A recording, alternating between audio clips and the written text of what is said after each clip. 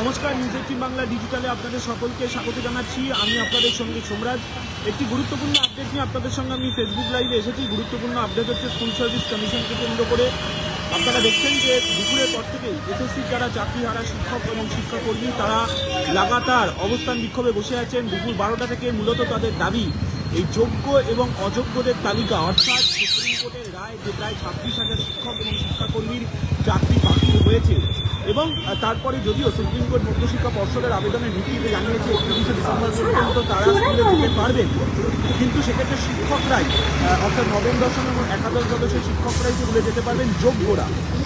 কিন্তু এই যোগ্য এবং অযোগ্য কারা? শিক্ষামন্ত্রী ব্রাত্য বসু গত 11ই এপ্রিল বৈঠক করে জানিয়েছিলেন যে 21শে এপ্রিলের মধ্যেই তারা তালিকা প্রকাশ করবেন, অবশ্যই সেটা আইনি পরামর্শ নিয়ে। আর সেই আইনি পরামর্শ কি এলো স্কুল সার্ভিস কমিশনের কাছে? কি জানা যাচ্ছে স্কুল সার্ভিস কমিশন সূত্রে এই যোগ্য এবং অযোগ্যদের তালিকা প্রকাশের ব্যাপারে, তা জানানোর জন্যই আমি আপনাদের সঙ্গে ফেসবুক লাইভে এসেছি। যেটা এখনো পর্যন্ত জানা যাচ্ছে স্কুল সার্ভিস কমিশন সূত্রে যে আজ সন্ধ্যের পরেই যোগ্য এবং অযোগ্যদের তালিকা প্রকাশ করে দেওয়া হতে পারে। হ্যাঁ, ঠিকই শুনছেন, আজ সন্ধ্যের পরই যোগ্য এবং অযোগ্যদের তালিকা প্রকাশ করে দেওয়া হতে পারে। স্কুল সার্ভিস কমিশনের তরফে যে আইনি পরামর্শ নেওয়া হয়েছিল সেই আইনি পরামর্শ ইতিমধ্যেই এসে গেছে এবং যেটা সূত্র মারফত আরও জানা যাচ্ছে যে আইনি পরামর্শ নেওয়ার পর সেই তালিকা রাজ্য সরকারের কাছেও পাঠানোর প্রস্তুতি চলছে। কিন্তু এই যে তালিকা, এটা কিভাবে দেখা যাবে? এই যে যোগ্য এবং অযোগ্য কারা এই প্রায় 26,000 প্যানেলের মধ্যে, সেটা কিভাবে দেখা যাবে?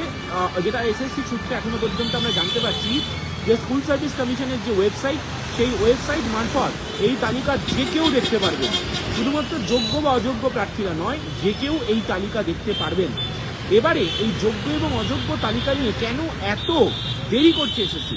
তার কারণ এসএসসি মনে করছে এই তালিকা প্রকাশ এসএসসির ওয়েবসাইটে দিয়ে দেওয়ার পরেই ফের আইনগত জটিলতা, বিশেষ করে আইনি মামলা হতে পারে, সুপ্রিম কোর্টের কাছে চলে যেতে পারেন অযোগ্যরা, যোগ্যরা।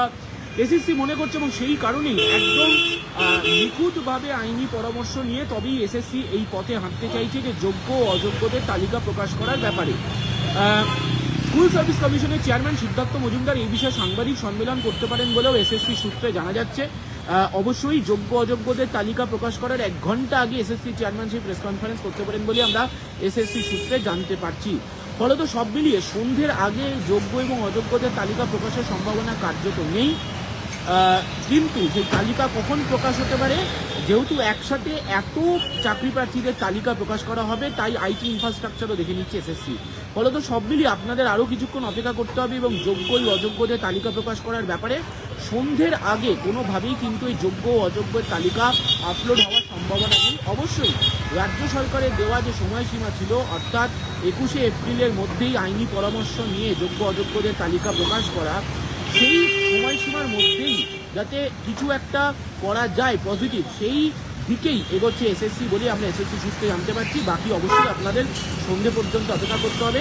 আপনারা অবশ্যই নিউজ 18 বাংলা ফেসবুক পেজে নজর দেবেন।